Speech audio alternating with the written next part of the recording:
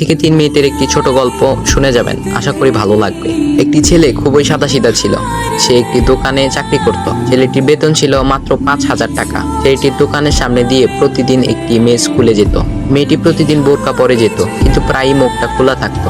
একদিন হঠাৎ করে ছেলেটির নজর পড়লো মেয়েটির দিকে। এভাবে বেশ কয়েকদিন যাবার পর মেয়েটি বুঝতে পারলো ছেলেটি তাকে লক্ষ্য করে।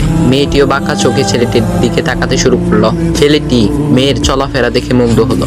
আফসোস করতে লাগলো, ইস, যদি আমিও আজ পড়াশোনা করতে পারতাম, তাহলে সাহস করে মেয়েটির সাথে কথা বলতে পারতাম। মেয়েটি বুঝতে পারলো ছেলেটি তাকে ভীষণ পছন্দ করে। তাই একদিন মেয়েটি ছেলেটির দোকানের পাশে দাঁড়িয়ে রইল। তখন ছেলেটি দুপুরের খাবার খাওয়ার জন্য দোকানের বাইরে আসে। সে চায়ের দোকানে গিয়ে 5 টাকার একটি রুটি খেয়ে পানি পান করে আসতে লাগলো। তখন মেয়েটি তার কাছে গেল। তুমি ভাত খেলে না, রুটি দিয়ে পেট ভরবে? তখন ছেলেটি মেয়েটিকে দেখে অবাক হয়ে গেল। তখন ছেলেটি বলল, আমি ভাত খেলে আমার মা, বাবা আর ছোট বোনকে কি খাওয়াবো? মেয়েটি শিক্ষিত, তাই অল্পতেই বুঝে গেল।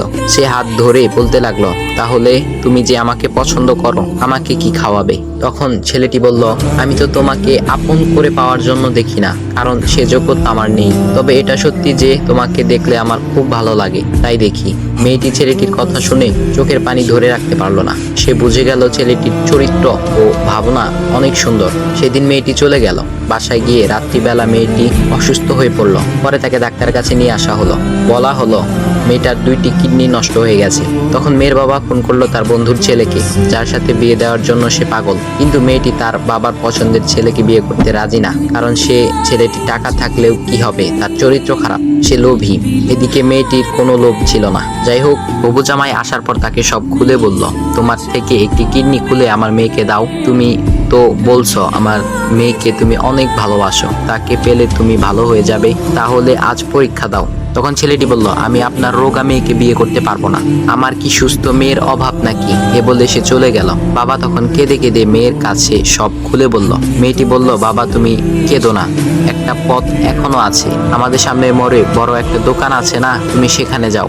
সেখানে যে তাইয়ুব নামের একটা ছেলে আছে, তাকে নিয়ে আসো, আমার কথা বলো। তখন মেয়েটির বাবা ছেলেটিকে নিয়ে আসলো। মেয়েটিকে দেখে ছেলেটির চোখ ভিজে পানি পড়তে লাগলো, কারণ মেয়ের বাবা তাকে সব খুলে বলেছে। তখন ছেলেটি মেয়েটিকে বলল, তুমি আমাকে একটা কিডনি দিবে? ছেলেটি বলল, কিডনি দেবার জন্যই আমি এসেছি। মেয়েটি তাকে বলল, তুমি কি চাও? ছেলেটি বলল, তুমি সুস্থ হয়ে আমার দোকানের সামনে দিয়ে যাবে, আর দূর থেকে আমি তাকিয়ে দেখব, এই অনুমতিটুকু চাই। এ কথা শুনে মেয়েটিও ও তার বাবা তাদের চোখের পানি ধরে রাখতে পারলো না। অবশেষে মেয়েটি বিছানা থেকে উঠে ছেলেটির 2 পা জড়িয়ে ধরে বলল, এই জীবনে তোমার থেকে আমাকে মৃত্যু ছাড়া আর কেউ আলাদা করতে পারবে না। তারপর মেয়েটি বলল, আমার কোনো কিডনি নষ্ট হয়নি, এসব ছিল আমার সাজানো নাটক, আমি যা ভেবেছিলাম তাই হয়েছে। তোমাকে